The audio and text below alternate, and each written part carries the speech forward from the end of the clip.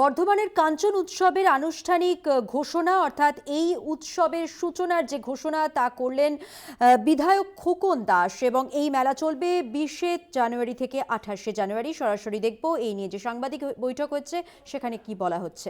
বিভিন্ন দেশ বিদেশের সেটারও আমরা একটা বড় স্টল করেছি এবং এবারের উৎসবে আমাদের এই মা কঙ্কালেশ্বরীর তলায় আমরা যে 10 টাকার খাবার চালু করেছি আপনারা জানেন। উৎসবের কদিন আমাদের প্রতিদিন 12টা থেকে বিকাল 5টা পর্যন্ত আমাদের মায়ের ভোগ এখানে 10 টাকার বিনিময় আমাদের এখানে সবাই খেতে পারবেন প্রতিদিন 5টা পর্যন্ত।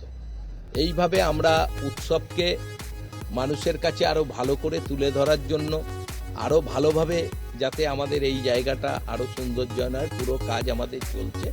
আমাদের আশা যে এবার আমাদের এই উৎসবে হাজারে হাজারে মানুষ শুধু বর্ধমান জেলা নয় বিভিন্ন জেলা থেকেও এই উৎসব দেখার জন্য সবাই এখানে উপস্থিত হবে। আমার সঙ্গে আমাদের উৎসব কমিটির সম্পাদক রয়েছে মানিক দাস, আমাদের কাউন্সিলর আমাদের কোষাধ্যক্ষ রয়েছে বরুণ দাস, তাছাড়া আমাদের কাউন্সিলর আনন্দ গোপাল সাহা, আমাদের কাউন্সিলর সাহেব সহ আমাদের সমস্ত উৎসব কমিটির যারা সবাই মিলে চেষ্টা করে চলেছি 16 বছর ধরে এই উৎসবকে নিয়ে সমস্ত প্রতিনিধিরা আমাদের এখানে আমাদের এই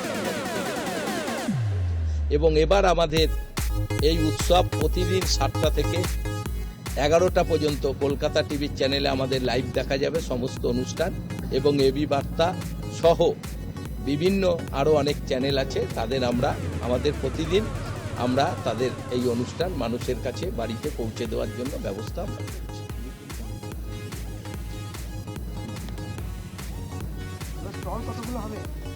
স্টল এবার আমাদের 100-র ওপরে স্টল আছে, কারণ সরকারি স্টল প্রচুর আছে।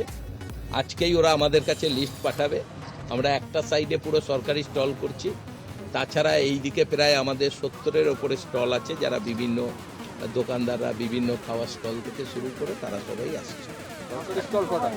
সরকারি স্টল আমাদের দিয়েছে 62টা সরকারি স্টল আছে। নাম করা সব নাম করা স্টলই আছে, যারা বর্ধমানের বড় বড় স্টল সবাই আছে। রাজ্যের বাইরে সেরকম ভাবে নাই, এখান থেকেই তো যোগাযোগ হয় বর্ধমান থেকে। রাজ্য তো বর্ধমান থেকে যোগাযোগ করে তারা যদি বাইরে থেকে নিয়ে আসে সেরকম ব্যাপার। বাইরের কোনো স্টলের সঙ্গে আমরা যোগাযোগ করি। দেখো বাজেট আমাদের এই যে অনুষ্ঠানগুলো এই যে শিল্পীরা আসছে অধিকাংশ শিল্পী আমাদের শুধু গাড়ি ভাড়া দেবো, কারণ বিভিন্নভাবে 1 বছর ধরে আমি এই শিল্পীদের সঙ্গে যোগাযোগ করি। বিভিন্ন সময় তাদের আমরা মায়ের মন্দিরে নিয়ে আসি, বিভিন্নভাবে তাদের বাড়িতে গিয়ে আলোচনা করে তাদের কাছ থেকে একটা ডেট নিয়ে আমরা এই শিল্পীদের এখানে হাজির করি।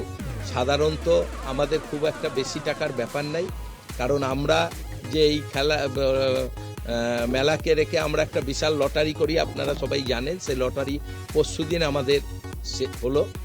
সেই লটারির আমাদের একটা প্রচুর টাকা আমাদের আসে লটারি থেকে। এবং আমরা যে এত স্টল দোকান থেকে গেট প্রায় 55টার ওপরে আমাদের গেট আছে বিভিন্ন দোকানদারদের, যেটা রথতলা মাথা থেকে এই পর্যন্ত আপনারা দেখতে পাবেন সব গেট তো আমাদের লাগানো চলছে।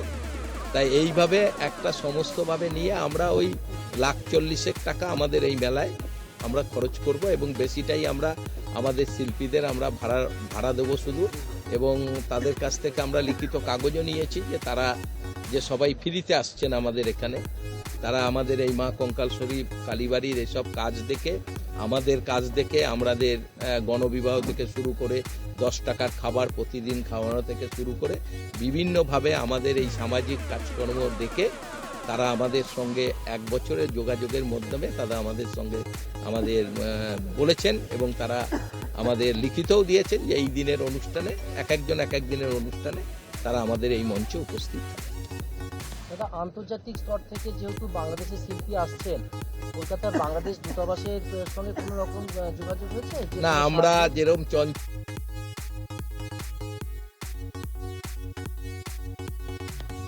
পাসপোর্ট এমনি করা থাকে, এদের ইন্টারন্যাশনাল পাসপোর্ট আছে, তারা আসছে। আমাদের সঙ্গে কোনো যোগাযোগ নাই, কারণ আমরা তাদের সঙ্গে যোগাযোগ করেছি, কিভাবে আসবে সেটা তাদের ব্যাপার। কাঞ্চন উৎসবের নামে একটা ফেসবুকে পেজ আছে, সেখানে লেখা হয়েছে যে চঞ্চল চৌধুরী আসছেন না। বাজে কথা কেউ যদি লিখে থাকে, আমরা তো এরকম পেজটা কাঞ্চন উৎসবের নামেই চলছে। কাঞ্চন উৎসবের নামে এরকম আমাদের কোনো পেজ আছে? হ্যাঁ, যে কেউ এখন পেজ খুলতে ওটা কেউ ফেস খুলতে পারে, আমাদের না। আমাদের চঞ্চল চৌধুরী আসছে, আমরা তো তাহলে বলতাম আসছে। চঞ্চল চৌধুরী পরশু দিনই 25 তারিখের টিকিটের করেছে। চঞ্চল চৌধুরী একটা সমস্যা হয়েছিল, যেটা উনি আমাদের জানিয়েছিলেন যে হট করে নির্বাচন করে যাওয়ার জন্য উনি একটা সরকারি একটা অ্যাড করছেন, সেই অ্যাডটা নির্বাচন পড়ে যাওয়ার জন্য স্থগিত হয়ে গেছিল। কিন্তু হয়ে যাওয়ার পর আবার 10 তারিখে সমস্ত ঝামেলা মিটে যাওয়ার পর উনি সেই কাজে শুরু করেছেন এবং উনি আমাদের বলেছেন যে আমি 25 তারিখে আমি পৌঁছাচ্ছি আমাদের এখানে। আমরা এনেছি, দেখুন, মানে হিন্দিভাষী মানুষের কাছে গোটা ভারতবর্ষে এখন খেসারি লাল হচ্ছে সব থেকে বড় গায়ক, এবং আমরা সবার সঙ্গেই একটা তাল রেগে আনি। যেমন কম বয়সী ছেলেদের জন্য আমরা বিশাল মিস্ত্রা থেকে শুরু করে আমাদের প্রচুর বাংলাদেশি মানুষ যারা আসে তাদের জন্য আমরা বাংলাদেশের শিল্পীদের, তারা সেই গান তারা জানে, তাদের সেই শিল্পীদের তারা চেনে, তাদের আনছি। হিন্দিভাষী মানুষের জন্য আমরা খেসারি লালকে আনছি। সমস্ত দিক একটু ভাবনা চিন্তার মধ্য দিয়েই আমরা শিল্পীটা করি, কারণ এত বড় মেলা তো সবাই যাবে। আবার বয়স্ক লোকদের জন্য সুরেশ ওয়াদেকরকে আনছি, যারা প্রবীণ মানুষরা, যারা তার গান একদিন শুনেছে, যারা ভালোবাসে। আমরা চেষ্টা করি যে সমস্ত মানুষের সব দিক থেকে, কারণ একটা 9 দিনের মেলা, সমস্ত মানুষকে এই সব মেলার ময়দানে নিয়ে আসা, তাদের কাছে আনন্দ উপভোগ করা, সব চিন্তা করেই আমরা এইসব কাজ করছি। গত বছর এই মেলার উদ্বোধন করেছিলেন মুখ্যমন্ত্রী, গতবার ভার্চুয়াল করেছিলেন মুখ্যমন্ত্রী। কালকেই মুখ্যমন্ত্রীর বার্তা আমার কাছে পাঠিয়েছে মুখ্যমন্ত্রী, আমাদের মেলার শুভেচ্ছা বার্তা কালকে পাঠিয়েছে। অভিষেক বন্দ্যোপাধ্যায় হয়তো ছেড়ে দিয়েছে, আজকে আমাদের কাছে পৌঁছাবে, কিন্তু মুখ্যমন্ত্রী আমাদের শুভেচ্ছা বার্তা, এই দেখ ইচ্ছা আছে আমার ব্যাগটা, কই ব্যাগে আছে, ব্যাগে দেখতো, মুখ্যমন্ত্রী শুভেচ্ছাটা কালকে এসে পৌঁছেছে। আমি নিজে মুখ্যমন্ত্রীকে বলেছি। এবার মুখ্যমন্ত্রীর পক্ষে তো এখানে আসা সম্ভব না, সেটা আমরাও বুঝি, কারণ আমাদের এখানে এই ব্রিজ আরেকটা না হলে কোনোভাবেই এত বড় মাঠে একটা মুখ্যমন্ত্রী আসতে পারে না। বারবার এখানে দেখে গেছে, কিন্তু রাস্তা ঠিক না থাকার জন্য আসতে পারছে না।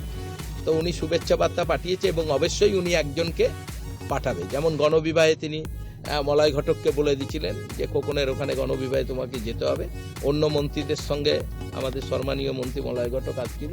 আমাদের আশা আমাদের এই কাঞ্চন উৎসবে উনি নিজে একজন কোনো প্রতিনিধিকে তিনি পাঠাবেন, এবং মুখ্যমন্ত্রী কালকেই আমাদের শুভেচ্ছা বার্তা কালকে পাঠিয়েছে নবান্ন থেকে। অভিষেক ব্যানার্জিও ছেড়েছে, সেটা আমার কাছে এখন এসে পৌঁছায় নাই, হয়তো কালকে চলে আসবে, কেন গণবিবাহে অভিষেক ব্যানার্জি আমাকে শুভেচ্ছা বার্তা পাঠিয়েছে।